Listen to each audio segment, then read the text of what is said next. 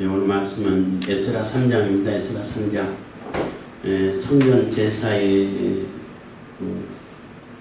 회복이라고 해야 되겠죠. 성전 제사의 회복과 성전 기초공사 및 기공식, 이렇게 제목을 정할 수 있습니다. 성전 제사를 회복하고 그리고 또 전 지대를 놓으면서 기공식을 동시에 기초공사죠. 그러니까 기초공사를 하고 동시에 이제 착공식, 기공식 이렇게 하는 그런 장면인데, 간격 속에서 기공식을 하는, 착공식을 하는 그러한 모습이 오늘 담겨져 있습니다. 에스라 2장은 바벨론에서 포로로 들어온 그러한 들어온 명단을 쭉 나열해놨기 때문에 이 장을 건너뛰는데, 이 장에 들어온 사람들의 명단은 주로 유다 지파와 베냐민 지파, 레위 지파, 유다와 베냐민 지파에 했던 레위 지파, 그들을 중심으로 쭉 기록해놨어요. 물론 회복해서 돌아갈 때에 유다 지파라든지 베냐민 지파만 돌아간 게 아니라 다른 지파들도 다 돌아갔죠. 그리고 다른 민족들도 다 돌아갔어요. 그 정책 자체를 그렇게 했기 때문에 다 돌아갔고, 자기들이 숨기는 신전 나름대로 다 짓게끔 이렇게 했는데, 주로 이제 성전을 공사하고 성전을 다시 세우고 예배를 다시 회복하는데 가장 그래도 중요한 역할을 했던 지파가 유다 지파, 베냐민 지파이기 때문에, 레위 지파 이렇게 지파이기 때문에 그들 중심으로 이렇게 기록해 놓은 것입니다. 그리고 이제 3장에 와서는 다시 이제 제단을 만들고, 그래서 거기서 번제 드리고 상번제 드리고 이렇게 하면서 그 주변의 그 시선들이 매우 따갑고 위협을 가하고, 그래서 막 협박하고 위협을 가하다 보니까 그러한 두려움을 느끼면서도 거기에 개의치 않고 그대로 제사를 계속 이어가는 그러한 모습이 있고, 그래서 1년 후에 포로 귀환한 다음에 바로 시작한 게 아니라 1년 후에 나름대로 준비를 해서 이제 기공식을 이제 시작하는 거예요. 지대를 놓고 기초 작업을 놓고, 토목공사는 이미 할 필요가 없는 거죠. 이미 다 터가 잡혀 있기 때문에 기초공사만 하면 되는 거죠. 그리고 기초공사를 하고 이제 4장부터는 또 방해가 너무 심해서 16년간 공사가 중단이 되어버려요. 16년간 중단이 되고, 그래 16년 이후에 여러 선지자들이 또 책망하고 다시 이렇게 다시 지을 수 있도록 이렇게 권면하고 해가지고 이제 돌아온 20년 만에 이제 다시 이제 성전을, 스룹바벨 성전이라고 그래요. 성전을 완성하게 되는데, 스룹바벨, 그러니까 다윗의 후손이 있죠. 다윗의 왕조의 혈통을 가진 여자가 바로 스룹바벨인데, 스룹바벨을 이제 총독으로 해서 중심으로 해가지고 이렇게 성전이 세워졌기 때문에 스룹바벨 성전이라고 해요. 제2성전이죠. 1성전은 솔로몬 성전이고, 두 번째는 스룹바벨 성전이고, 스룹바벨 성전이 계속 예수님 오실 때까지, 오시기 전 헤롯 성전이 서기 전까지 쓰여지다가 그것을 이제 증축했다고 볼 수 있어요. 완전히 다 헐기는 그렇고 증축해가지고 정말로 화려하게, 웅장하게, 크게. 그러니까 기본적으로 성소, 지성소는 그대로 거기서 조금 숨봐서 증축했겠지만, 그 외곽에 있는 그 창고들이라든지 방들이라든지 뜰이라든지 이런 걸 굉장히 웅장하게 치어가지고, 물론 성소, 지성소도 이제 벽돌로 잘 벽돌이 아니고 이제 돌을 잘라서 이제 하는 거니까 아주 잘 지었고, 다시 허물고 다시 지었다고 생각하면 돼요. 그리고 성전 기명들, 에스라에서는 기명이라고만 나왔기 때문에, 그릇 종류만 되었기 때문에 주석서에 보면은 아마 불탈 때 법궤도 같이 불탔을 거다 이렇게 했는데, 예레미야서를 보면은 그렇지는 않은 것 같아요. 법궤도 그렇고 떡상, 금솥대기 다 순금으로 되어 있고, 떡상 같은 경우는 순금으로 입혀놨잖아요. 나무로 해가지고. 그리고 법궤 같은 경우도 이제 궤를 나무로 짜가지고 거기다 순금으로 입히고 그 뚜껑 속채서라고 그러죠. 거기에다 천사 모형으로 이렇게 만들고 있는데 그것 다 순금으로 만들었단 말이에요. 근데 그걸 가만히 내버려 두고 불질렀을까? 굉장히 종교적인 상징이 가장 짙은 것들인데 그 최종까지 남겨뒀다가 그래서 이거 바벨론으로 옮겨가지 않도록 기도해라 이렇게 얘기했잖아요. 예레미야가. 그래서 하나님이 이거 다 바벨론으로 옮겨가지고 어느 시간 지나면은 하나님께서 정한 시간 지나면 다시 돌을 올려 보내겠다 했기 때문에 그때 뭐 떡상이라든지 뭐 촛대라든지 그 향단도 마찬가지죠. 향단이라든지 그 법궤라든지 다 돌려오지 않았을까 이렇게 생각돼요. 그래서 예수님 계실 때도 이게 그 법궤 있었다고 보는 것이 맞는 것 같아요. 그리고 그 AD 70년대 티토스 장군이 티투스라고 하기는데 장군이 와가지고 예루살렘을 멸망시킬 때 그때 사라졌어요. 그때는 부서졌는지 그것도 금으로 됐는데 그냥 부셨을까 아니면은 어떤 그 사람이 어디 숨겨버렸을 수도 있고 더 이상 파괴되지 않게끔 몰래 제사장들이 가가지고 어디 인밀한 곳에 숨겼는지 어쨌든 그 이후로는 흔적이 없어요. 찾을 수가 없어요. 그전에도 뭐 특별히 법궤에 대해서 뭐 언급이 안 나왔기 때문에 어땠는지 정확한 거는 몰라요. 사실은 정확한 건 모르는데 예레미야 그 몇 장이죠. 그 서에 보면은 옮겨갔다가 어느 시점 되면 다시 돌아올 수 있게끔 하겠다라고 하나님께서 그 예언을 하셨기 때문에 그렇게 됐을 거라고 보는 거죠. 거짓 선자들은 뭐 지금 다 옮겨간 기명들 이거 몇 달 만에 아니면 몇 년 이내에 2, 3년 이내에 다 돌아올 것이다 이렇게 예언하는데 그거 아니다. 하나님께서 승하신 어느 시점 그러니까 예레미야가 예언할 때 한 70년 지나고 그때 돌아올 거다. 그러니까 빨리 그 바벨론 왕의 멍에를 그냥 가벼울 때 매는 것이 좋다 이렇게 예언을 했는데 그거 안 매고 고고하다가 결국은 쇠멍을 매게 되는 그런 어리석은 짓을 했죠. 어쨌든 간에 그 이제 엘스라 3장에서는 이렇게 돌아와 가지고 예배가 회복되고 또 이제 그 지대를 놓는다 그러죠. 기초공사를 하면서 이게 착공식을 하는 기공식을 하는 그러한 장면인 것입니다. 장면할 때에 그 예루살렘 성전 그러니까 솔로몬 성전을 봤던 그 나이 드신 분들은 막 통곡을 하는 거예요. 너무나 어쩌다 이렇게 됐을까? 그 화려하고 아름다운 성전 다 물어버리고 이렇게 초라하게 할 수밖에 없냐 이렇게 해서 통곡하고 또 한편에서는 젊은 사람들은 성전이 없었던 때 태어났잖아요. 성전 자체가 없었는데 세워지니까 너무나 기쁘고 감격해가지고 막 기쁨에 또 눈물을 흘리고 통곡을 해. 그래서 막 이 소리가 온 사방까지 멀리까지 들렸다 하면서 이제 3장을 마치는 겁니다. 3장 1절입니다.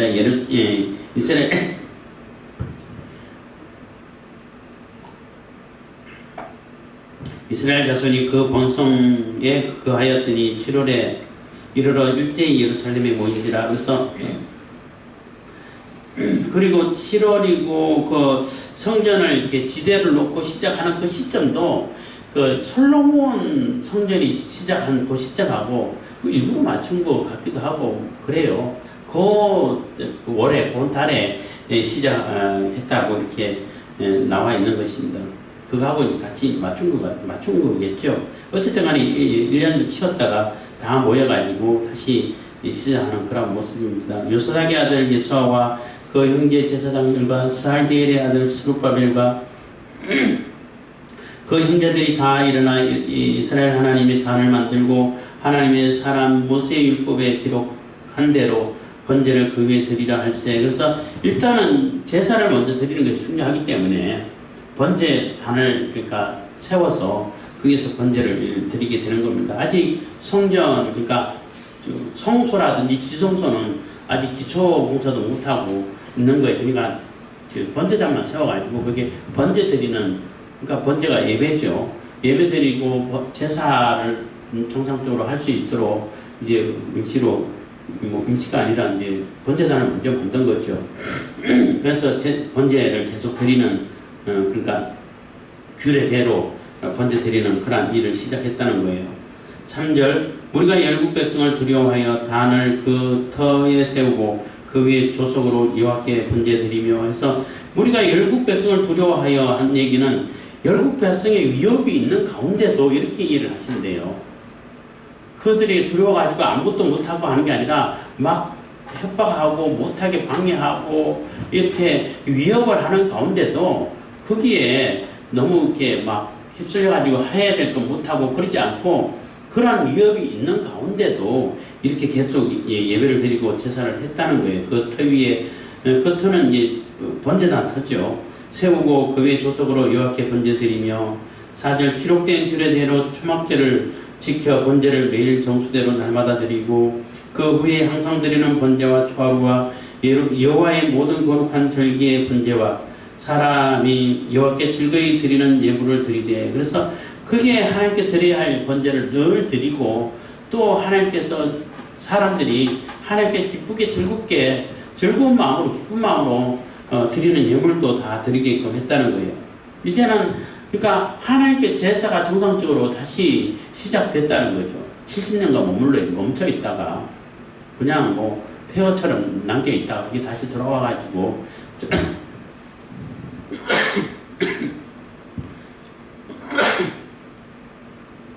이 제사가 시작되고 계속 제사 드리게 됐다는 것입니다. 그리고 사람이 여호와께 즐거이 드리는 예물, 기쁘고 즐거운 마음으로 예물을 드릴 때 하나님께서 기뻐 받으시는 겁니다. 6절입니다. 7월 초하루부터 비로소 여호와께 번제를 드렸으나 그때 여호와의 전지대는 오히려 놓지 못한지라. 이에 석수와 목수에게 돈을 주고 또 시돈 사람과 두로 사람에게 먹을 것과 마실 것과 기름을 주고 바사왕 고레스의 조서대로 백향목을 레바논에서 요파 해변까지 수운하게 하였더라. 그래서 처음에는 준비한다고 한 1년간 이렇게 준비하는 기간이 있었어요. 그래서 목수, 석수 이렇게 불러가지고 다 돌 따듬게 하고 준비를 하는 거죠. 그리고 백향목도 좀 싣고 오고 이렇게 준비를 했다는 거예요. 그러다 이제 방해해서 16년간 멈춰 있는 동안에 백향목이 어디 있어요? 그 가까이 있는 나무를 잘라가 그 나무를 해라 이렇게 이제 짓게 됐죠. 8절입니다. 예루살렘 하나님의 전에 이른 지 2년 2월에 스알제일의 아들 스룹바벨과 요사닥의 아들 예수아와 다른 형제 제사장들과 레위 사람들과 무릇 사로잡혔다가 예루살렘에 들어온 자들이 역사를 시작하고 20세 이상의 레위 사람들을 세워 여호와의 전 역사를 감독하게 하며 그래서 레위 사람들도 마찬가지로 해야 할 일을 원래 맡은 그 직분을 하게끔 하는 거예요. 이 성전을 관리하고 감독하고 또 성전 제사를 이렇게 주관하게 하고 돕고 이런 일을 하게끔 한 거죠. 그래서 기초공사하고 성전 지을 때도 그것을 잘 관리하고 감독하는 사람이 있어야 되잖아요. 그래서 레위 사람들을 이렇게 뽑아서 그 사람들에게 맡겼다는 거죠. 9절입니다. 이에 예수아와 그 아들들과 그 형제들과 감메엘과 그 아들들과 유다 자손과 헤나닷 자손과 그 형제 레위 사람들이 일제히 일어나 하나님의 전 공장을 감독하니라. 10절 건축자가 여호와의 전 지대를 놓을 때에 제사장들은 예복을 입고 나팔을 들고 아삽 자손 레위 사람들은 재금을 들고 서서 이스라엘 왕 다윗의 규례대로 여호와를 찬송하되 서로 찬송가를 하다하며 여호와께 감사하여 가로되 주는 지선하심으로 그 인자하심이 이스라엘에게 영원하시도다 하니 모든 백성이 여호와의 전 지대가 놓임을 보고 여호와를 찬송하며 큰 소리로 즐거이 부르며 그래서 이제 1년 지나서 준비한 다음에 이제 진짜로 이제 기초공사가 이제 시작된 거예요. 시작될 때 이제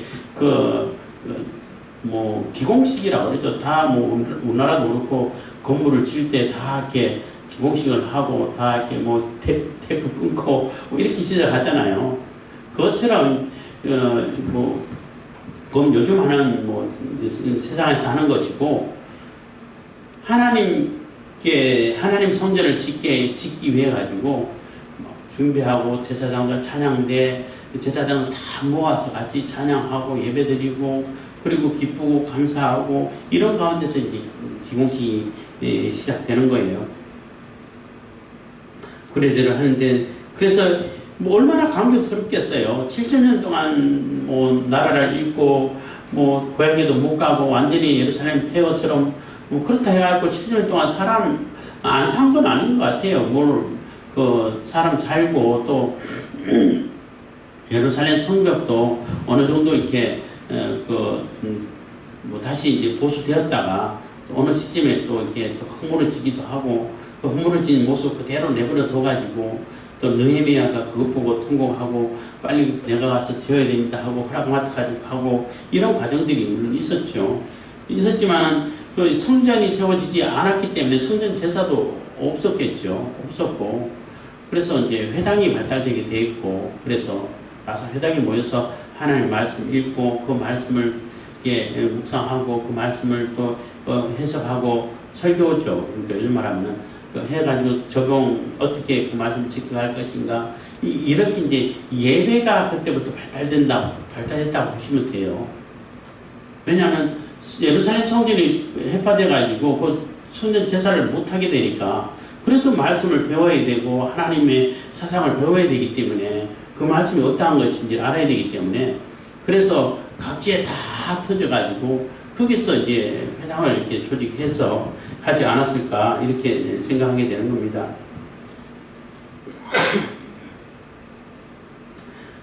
12절 제사장들과 레위 사람들과 족장들 중에 여러 노인은 첫 성전을 보았던 고로 이제 이 전 지대의 노임을 보고 대성통곡하며 여러 사람은 기뻐하여 즐거이 부르니 그래서 이 나이 드신 분 노인들 그러니까 70년간 했으니까 그 뭐 80세 되신 분들 80, 90 이렇게 된 분들은 예루살렘 성전을 다 봤죠. 그리고 지금 예루살렘 성전이 그 지대를 이렇게 그 기초공사를 하고 시작할 때는 그 예루살렘 성전이 회파된 지 50년이에요. 50년 된 그러한 상태이기 때문에 50살 이상 된 분들은 60살부터는 다 봤죠. 그래서 그 예루살렘 성전이 시작돼 가지고 그 다시 이제 완성되는 그 시간까지 한 20년 걸렸어요. 중간에 중단되는 바람에. 그래갖고 성전이 해파되고 다시 완성되는 그 기간이 딱 70년 걸렸어요. 그리고 그 바벨론 포로 1차 포로로 잡혀가지고 1차 포로가 귀환된 때가 64년, 67년 그 정도 돼야 80년 가까이 돼, 아니 70년 가까이 돼요. 그래서 그러한 것이 그것을 통해 가지고 하나님께서 예레미야를 통해서 예언한 대로 그대로 회복되는 그런 모습을 이렇게 보여주고 기록되고 있는 것입니다. 그래서 그 노인들은 첫 성전, 솔로몬이 지었던 그 첫 성전을 봤기 때문에 그 성전이 얼마나 화려하고 아름답고 물론 그동안 막 해파당하고 훼손당하고 이랬다 할지라도 그래도 그 기초가 남아있잖아요. 그대로는 있기 때문에 그게 얼마나 화려하고 얼마나 웅장하고 얼마나 대단했다는 걸 그걸 기억하고 있는 분들은 그 노인들은 지금 이 기초도 뭐 그렇게 그때만큼 비교도 안 되죠. 그렇게 놓는 걸 보고 얼마나 참 어쩌다 이렇게 됐을까 하고 슬퍼서 이렇게 눈물을 짓는 거예요. 그동안 뭐 회한도 있을 거고 이 성전이 어떻게 다 부서져 가지고 이렇게 폐허로 있다 이제 다시 기초공사를 하게 됐냐 이런 마음을 가지고 또 이렇게 통곡을 하고 울었던 것 같아요. 그리고 이제 젊은 사람들은 통곡하며 여러 사람은 기뻐 즐거이 부르니 해서 젊은 사람들은 뭐 성전이 없다 이제 성전이 세워지니까 얼마나 감사하냐는 거죠. 그동안 바벨론에서 이래 구박받고 저래 구박받고 몰래 또 예배 드린다고 또 그 바벨론 사람들을 조롱하고 시편에 그러잖아요. 하나님께 예배하기 위해서 찬송하고 찬양하고 하니까 그 음악 소리가 좀 좋아. 그러니까 그 사람들이 내가 돈 주고 시계고 돈 줄 테니까 우리를 위해서 그거 한번 불러봐. 이렇게 조롱당하고 그러니까 우리 안 부른다고. 이거는 하나님 여호와 하나님께 드리는 찬양이지 너희들 즐거워라고 드리는 게 아닙니다 하고 그 버드나무에 그 수금을 걸었다고 그랬잖아요. 그런 직업을 받다가 이제 고향으로 돌아와가지고 성전을 이제 세우려고 이제 지대를 놓잖아요. 지대를 놓고 이제는 여기서 마음껏 예배할 수 있다 이런 마음을 가지니까 얼마나 감격스럽냐는 거죠. 그래서 기뻐서 또 외치고 했다는 겁니다. 13절 백성이 크게 외치는 소리가 멀리 들리므로 즐거이 부르는 소리와 통곡하는 소리를 백성들이 분별치 못하였느니라. 그래서 멀리까지 그 소리가 막 뭐 우는, 멀리서 들을 때는 저게 우는 거야. 뭐 소리 지르고 웃는 거야. 이렇게 분별이 안 갈 정도로 멀리까지 들렸다는 얘기예요. 그래서 성전을 세워가는 기초공사를 하고 이제 성전 건축을 시작하게 되는 그러한 장면을 이렇게 기록해 두고 있습니다. 그래서 그 기록을 보면서 우리가 하나님께 예배할 수 있다는 게 얼마나 감격스러운 일인 것이고 얼마나 귀하다는 것을 알아야 된다는 거예요. 이스라엘 백성들도 완전히 그 포로로 잡혀가고 성전이 다 부서지고 아무것도 못하고 또 뭐 그 바벨론 포로 생활을 할 때도 자기 마음대로 그냥 예배할 수 있었겠어요? 눈치 보면서 예배 드리지 않았겠어요? 그러다가 이제 마음껏 예배 드리니까 얼마나 감격스럽냐는 거죠. 그래서 뭐 있을 때 잘해 이런 뭐 우스갯소리도 있습니다만은 평소에 있을 때 늘 예배 드릴 때는 그걸 잘 몰라. 특히 뭐 한국 사회에서는 뭐 예배 드린다고 해가지고 옛날처럼 뭐 핍박하고 그냥 잡아 가두고 뭐 죽이고 이런 거 안 하잖아요. 북한에서는 지금 뭐 예배 드리면 바로 처형이 총살이고 처형이죠. 뭐 성경을 가지고 있었다면 해도 처형인데 그런 사람들이 지하에서 막 조마조마하면서 그렇게 예배 드리다가 그리고 성경도 없어가지고 라디오에서 금통박사에서 드러나 라디오에서 성경 몇 줄 읽으면 그걸 받아 적어가지고 그렇게 뭐 손때 묻은 서로를 필사한 그 성경 가지고 막 귀하게 보다가 그러다가 이제 종교 자유를 얻어가지고 와서 예배 드릴 때 얼마나 감격스럽겠냐는 거죠. 그래서 그렇기 때문에 우리가 예배할 때에 우리가 마음껏 예배 드릴 수 있을 때에 그럴 때 그게 얼마나 귀하다는 것을 늘 기억해야 된다는 거죠. 그 코로나 시대라 해가지고 코로나 핑계 대가지고 지난 정부 때 얼마나 교회에 예배 못 드리게 방해를 심하게 했어요. 그러니까 그 방해 때 얼마나 불편했냐는 거죠. 그러니까 예배를 마음껏 드릴 수 있는 것이 이만큼 귀하고 소중한 거구나 라는 것을 우리도 조금 경험했지만 이스라엘 백성들도 실질적으로 이제 다시 들어와서 성전 기초를 놓으면서 할 때에 얼마나 감격스러워 했겠냐는 겁니다. 그래서 우리가 하나님께 예배할 수 있고 하나님께 마음껏 찬양할 수 있고 하나님 찬양해도 누가 뭐라고 하는 사람 없고 이럴 때 정말 내 마음속 깊은 곳에서 솟아나는 찬양을 드리고 경배를 드리고 예배를 하고 이게 정말로 기쁘고 소중한 것이고 행복한 것이라는 거예요. 그 소중함을 절대 잊어서는 안 된다는 거죠. 다 뺏겨가지고 그냥 억압당하고 절대 못하게 만들고 이런 그때 가지고 그때 그게 좋았는데 이럴 게 아니라 그때라도 깨닫고 그렇게 하면 그것도 그나마 다행인 거죠. 내가 할 수 있을 때, 내가 예배 드릴 수 있을 때, 하나님 만나 하나님과 교제가 온전히 정상적으로 이루어질 때, 정상적인 생활을 할 때, 그때 그게 얼마나 소중한 것인지, 얼마나 귀한 것인지, 그걸 한심도 잊어서는 안 된다는 거예요. 그래서 우리가 예배 드릴 때, 뭐, 편하잖아. 누가 뭐라고 하는 사람 하나도 없잖아요. 그럴 때, 내 마음을 들여서, 내 중심을 들여서, 주님을 만나고 하나님을 찬양하고 하나님을 온전히 섬기는 그런 모습을 내 스스로 드릴 수 있는 그러한 성숙된 모습이 있어야 된다는 거죠. 그게 우리의 나아갈 길이 된다는 것입니다.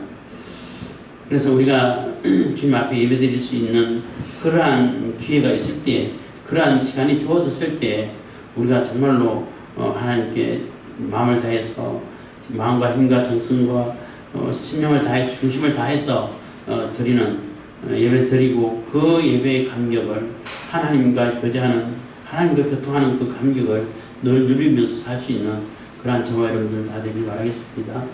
기도하겠습니다. 사랑해 주님 감사합니다.